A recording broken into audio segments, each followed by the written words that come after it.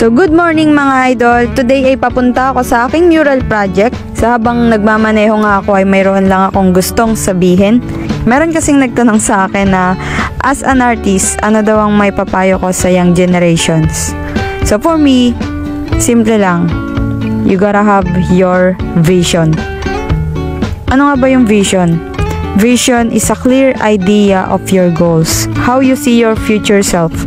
So, you have to make sure that what you are doing right now are the things that will help you get closer to that goal. The journey will not gonna be easy. Maraming naysayers or kritiko along the way. Madalas magmumula pa yan sa loob ng pamilya o sa circle of friends. So you gotta guard that vision. Kahit sino pang against dyan, as long as you believe in yourself. And syempre, be ready to work your butt off. Sabi ko nga, hindi madali, madugo ang proseso. Pero as long as you keep moving forward, mapupunta ka sa goal mo. So yun lang mga idol, andito na tayo. Summerfield Subdivision, Taytay, Rizal. Touchdown! Ayan, dito pa yung ginawa ko dati. You know, ito yung ika-anim sa naging project ko, year 2021. Pasok na tayo. Puntahan na natin yung ating client. Ayun, hello po. Morning po. Ayan, si Ma'am Beng, siya yung naging client ko before. Long time no see po, Ma'am.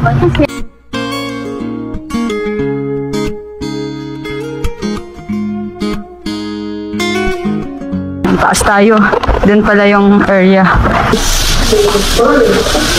Ito pong area mismo.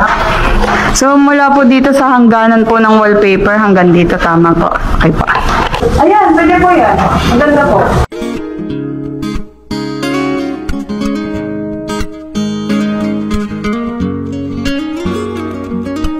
Una, kailangan ko munang may paliwanag sa client ang disenyo gaya ng ginagawa ko. Pagkatapos, susukatan ng pader at kailangan masiguro ang accuracy ng magiging reference. So yan nga, maya-maya ay nag-start na ako magpintura.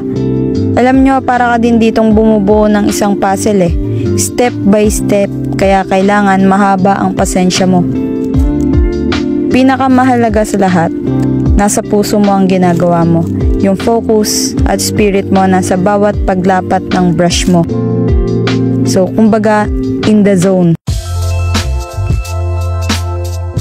Medyo pressure siya dahil bukod sa kailangang accurate, maganda at malinis, kailangan kong sumunod talaga sa time frame at speed na binigay ko kay client. Hindi siya madali ngunit masaya ako sa ginagawa ko. I always make sure na every project na ipapanalo ko yung tiwala at satisfaction ng mga nagiging client ko. And I guess, I'm always doing my job well kasi lahat halos ng client ko ay bumabalik at kung di man ay nire-refer nila ako sa kanilang mga kakilala. Kasing ganda niya ang ginagawa niya, You know? Anong pangalan mo ulit, kuya? Empoy. Empoy. Kuya Empoy, ikaw? Eric po. Eric. And si Kuya Empoy, si Kuya Eric.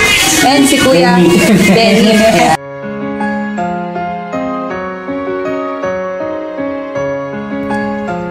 Sa bawat obra ng isang artist, mga idol, naglalaman nito ng kanyang karanasan, pananaw at personal growth na binuo namin sa loob ng maraming taon.